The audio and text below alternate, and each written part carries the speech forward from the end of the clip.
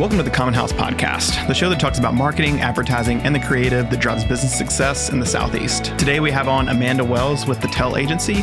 Amanda, you're the founder and owner, correct? Yes. Awesome. Well, great. Thanks so much for being here today. Thank you. Thanks for having me. Yeah. So I'll start us off by I'd love to hear a little bit about you. Tell us about, how you came to start the Tell Agency and give us a little back history of it. Sure. I studied journalism at Mississippi College and went off into the world of PR and journalism. And when I had my second baby, like we were just talking about before we started recording, I decided I was going to stay home and write freelance. And I loved writing. It's really my love. Yeah. And so I got into that and was having people constantly ask, well, can you write the copy for my website?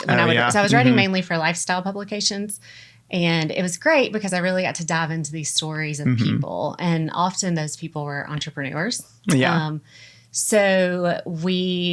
That kind of evolved into people saying, can you write the copy for my website? Can you help me with a press release? And then it became people asking me, can you design my website? And I'm like, well, I guess I'll find someone that can. So I always say that we were sort of an accidental agency. Yeah, I exactly. didn't necessarily set out I'm starting an agency. And so just slowly started hiring people, working with other freelancers at first, but then slowly started hiring people under our umbrella. So now we have a staff of about 10 people, and we're kind of all over the country, mostly here in Jackson. But yeah, it's great. I mean, really, we set out to tell the stories of these interesting people because one of the things that I really found in interviewing people for news stories was that these entrepreneurs particularly have these really interesting stories and they don't think that they're interesting. Lots of times when you're so close to something, you don't realize that it's fascinating. Yeah. So it that's really the thread that has run through the Tell Agency, and that's why we're called the Tell Agency, a storytelling agency. Okay, gotcha. So it's really just kind of to tell those stories, because lots of times people think marketing is, let's throw something up on social media, let's get a website up. But really, if you just have that thread of your story through the whole thing is really, really kind of our motto. Yeah. I find it fascinating talking to agencies and people who hearing the story behind it of how it came to be, because I know oftentimes exactly like you told it, that's how it happens. It starts with typically copywriting and designing and fields like that lead into, more creative fields that businesses need for their marketing purposes. And then for us, over at Common House, we just do video and then we'll get asked those same questions. But for us, we're no, we don't go to Amanda, go to someone else. We don't want to do that. We only want to do video. Before it snowballs. No, but it makes sense though, because then it does snowball and you're able to expand that. But then you did the smart thing by hiring out people that weren't your strengths. So you hired on a graphic designer, you hired on someone else that weren't the strengths that you had, which was copywriting and telling that story, and kind of hired those weaknesses, and that helped you grow substantially over the years. Yeah. You explained to me kind of the background of your business, but how has that vision shifted over time? So we started out, like I said, working with entrepreneurs and small businesses.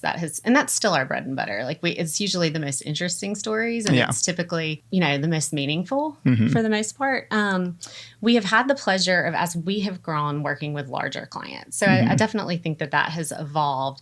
But what we really try to do is to stay with that thread of storytelling. So even these large corporations usually have a really interesting origin story, and kind of taking it back to why are you doing what you do? And so those businesses obviously evolve, so their marketing has to evolve as well, but really kind of keeping that thread through the whole thing is really what we try to do. That's awesome. Yeah. So what advice would you give to maybe small companies that need to market themselves, but they don't have a sales team or a marketing team? Sure. So I always say start with social media. I mean, it's free. You can open up a business Instagram account for free.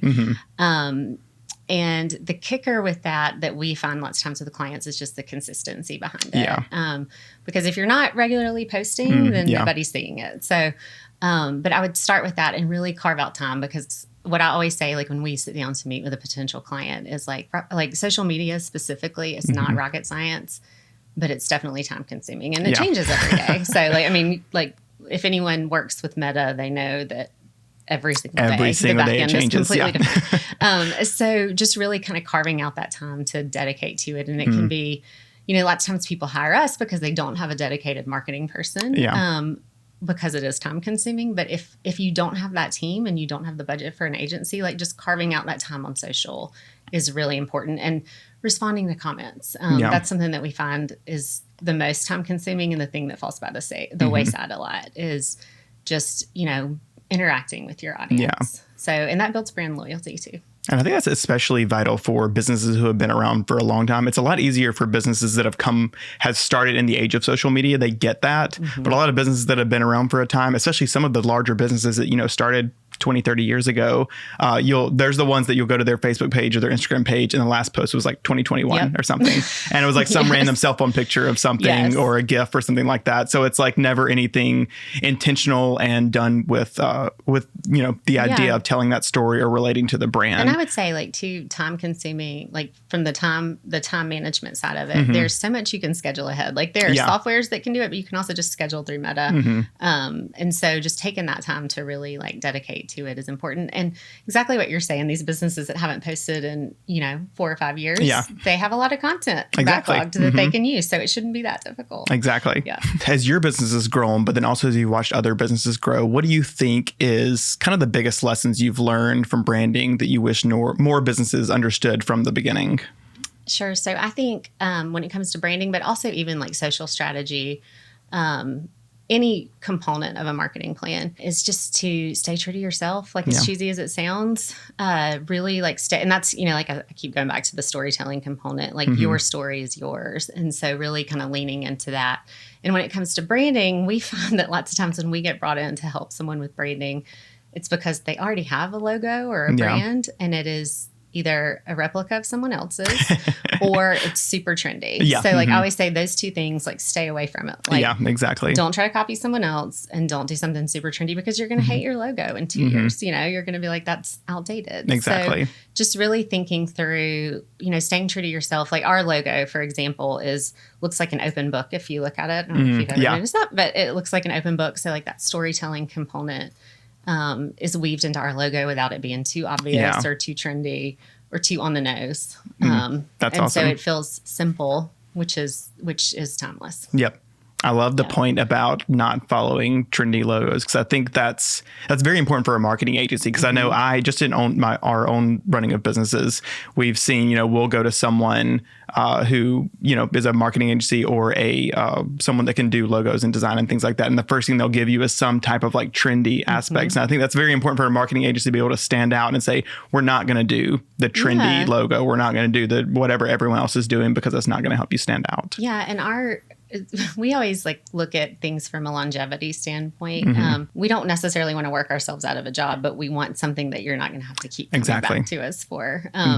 And that can be established. Speaking of trendy marketing and trendy logos, in your experience, what's something that makes a marketing campaign or a brand stand out versus something that just falls into the mix or looks like everything else? Yeah. So I mean, going back to what I was saying earlier is I'm going to lean on the storytelling aspect. That's really like the foundation of what we do. But like I said, your story is your story and it's no one else's. And that's like really the thing that you have. Like you may offer the same services as someone else. You may do similar work to someone else, but your story and the story of how your business grows or your brand grows is very much unique to you. So like really like leaning on that when it comes to marketing. And even we do a lot of PR work too. So even the PR stuff, like pitching your story, not a general pitch, needs to be very specific. Like, what will people take away from this? And why does my story matter? And that's something we work with clients on, like really digging that out. Because most people don't know. I mean, they don't know why I feel that way about myself. Like sometimes it's like, why does my story matter? But it does. And also when you do that, what we have found is that it may not resonate with everyone. Like your story may not even have an impact on everyone, but the people that it does resonate with are the ones that are going to be loyal to your brand. So they're the people that matter, and then are going to help grow your brand. Exactly. And I think that's the importance of an outside marketing agency, and kind of the magic that y'all can do often is having that outside perspective.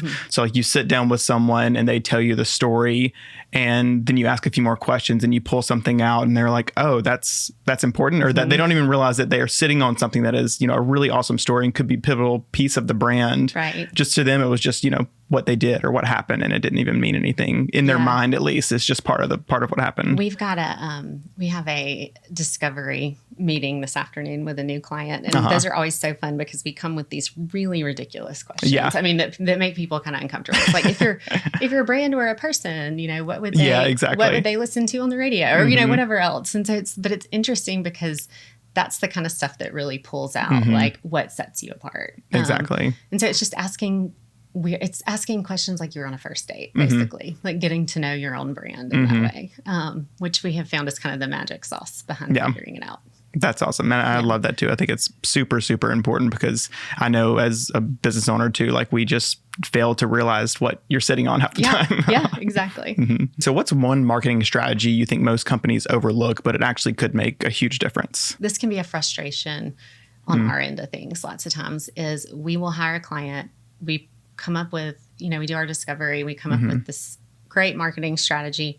And then 2 weeks in, they want to switch. And that is not only frustrating for us doing the work, but it's also, it doesn't stick. Like there's the rule of 7 in marketing. So like a consumer or a customer has to see something or hear about something 7 times before they take action. So it's like if you're switching strategy every couple of weeks, like then you're not giving your customers or your consumers the chance to even... You're diluting the brand. It's like they don't remember that they saw it. So we have definitely run into that a lot. Like a lot of people see whatever because this industry does change every day.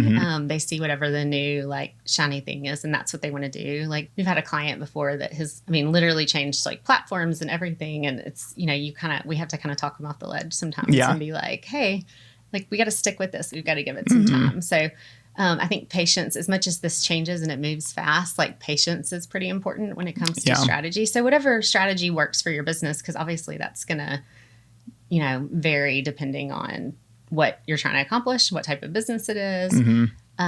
Really like sticking to something to see how long, to see if it will work. Giving it some time. Like patience is important. Exactly. That longevity and kind of seeing it through till the end is like so important. And it's not only like it's across the board in all those strategies too. Like even I think about social media as well, the idea of building that brand over social and how you mentioned the importance of consistently posting, consistently getting stuff out there, but then also being patient. Because like sometimes building that following and building your customers and getting that awareness out there can take, years of doing that same thing consistently over and over again. So being patient with that is huge. And people tend to be loyal and interested in a brand that is consistent, that they know. Like I think about like, if you think about your favorite restaurants and you go sit down and you know that what you're going to have is something you've ordered before and it's going to come out the exact same way as you did before. Like that's important. And so kind of the same way when people are consuming something like social media, it's like, oh, I know what to expect from this brand. And now granted, you can have some twists and turns along the way and that's exciting. But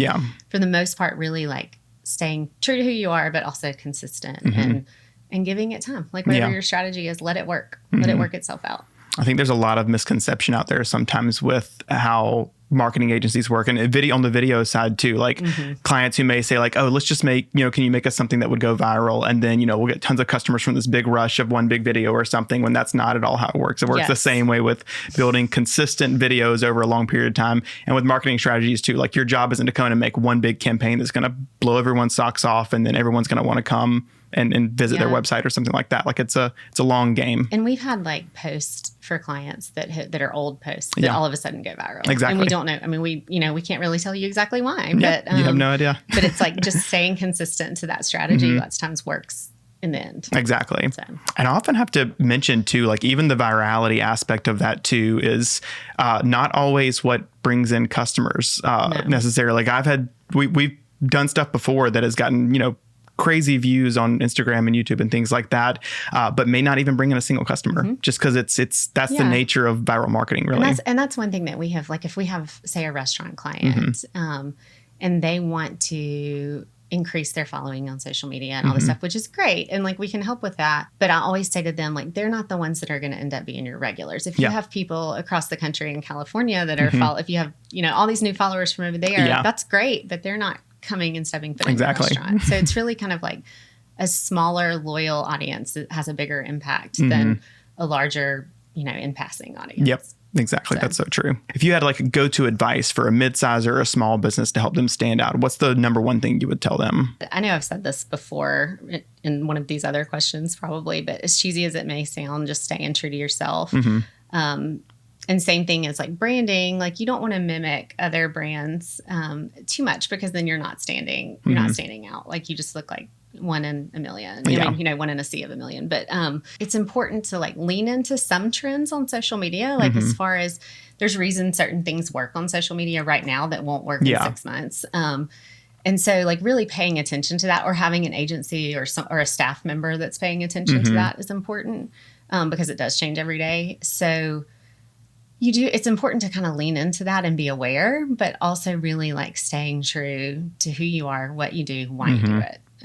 Those are the important parts of building a brand all across the board, with logo design, everything, website, your social media, particularly. You can be a little more playful on social media than you probably can on your website most of the time. But I see some stuff and I'm like, oh gosh, they're trying too hard. They're trying too hard. Yeah. So just really like stay true, like be true to yourself. You know? I think that's important too, because I know we talked about trends in a negative light, but there's a positive light to them as well, like treating them like a tool. Like it's just, you can use this trend that's currently popular as a tool, but it's not your foundation. It's just something you can use temporarily to like icing on the cake. Exactly. To get the job done. So now kind of looking ahead, what excites you most about the future of Tail and kind of where y'all are going? I say this anytime I interview a possible new employee. What we do is different every single day. And that is like why I love it. It's exciting. Like I would be bored out of my mind if I went to work and did the exact same thing every day. So that's exciting. Just the way the industry is changing, especially with AI and things like that. Now, like, just kind of having to adapt is it's challenging, but fun. But really like seeing, what excites me is like when we work with a brand, particularly like a small brand or an entrepreneur, and seeing their brand grow, particularly for me personally in this community.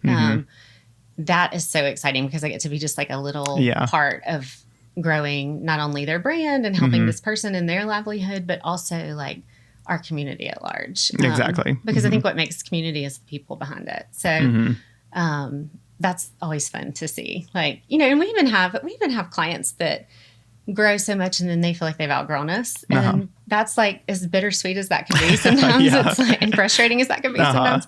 It's also like exciting that they're to that point, that they feel like they either need to have a marketing director in-house or they need to, move on to a national agency. I wouldn't recommend, but not the same level of service. Yeah, exactly.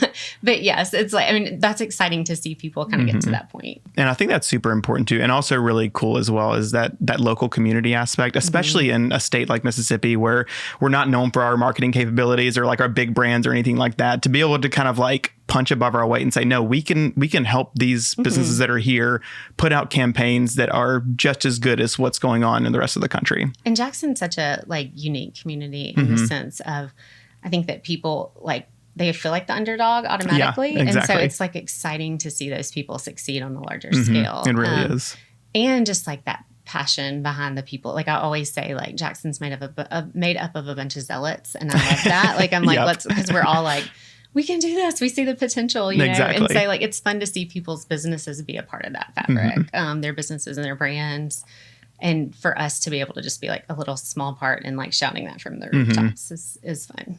That's awesome. I love that too so much. We're wrapping up now, and I have one last question. We always like to end with hot takes. Okay. And so I'd love to get some hot takes on two things. Maybe one national brand that is doing things really well right now, you think is killing it.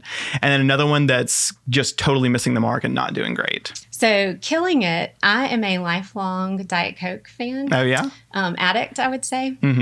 So Diet Coke, if you look, talking about leaning into trends and stuff like that. So Diet Coke is very much who they've always been, and really sells themselves the same, like very consistent brand. Yeah. But if you look at their social, they have been doing some really fun like trends. Really? That are simple and not cheesy, but just they're really leaning in and they're reaching this whole other market. I know Diet Coke is bad for me. Like, I mean, I know that. So nobody come at me about that. Yeah, we're talking about marketing here. Yes, I'm like, we're not talking about the ethical. I love it so much. Like a crisp Diet Coke. But it's like the way they capture that, like what people love about Diet Coke. It's like they've done a really, really, really good job showing that on social. So And it's playful and fun. Yeah, that's awesome. And then for missing the mark, this may be controversial, but can I say the United States of America? Oh, really? Yeah, go for it. Give it as a hot take. Go for it. The White House social media is killing me. Like, oh, really? Yes, it's just very. I don't even know what it is. It's, AI photos of the president, like as a Jedi and, whatever else. But so yeah, missing the mark in a lot of ways. Gotcha. That's so funny. That's my hot take. That's exactly what we have. It is for a hot take. Yeah. But cool. Yeah. Well, thank you so much, Amanda. I really appreciate you being here and telling us your story today. No pun intended. That's what we do. Exactly. But yeah, thanks so much. And tell listeners where they can find you. Yeah. So we're at thetelagency.com, but also on all socials at The Tell Agency, TELL. Perfect. Yep. Thanks so much, Amanda. Thank you.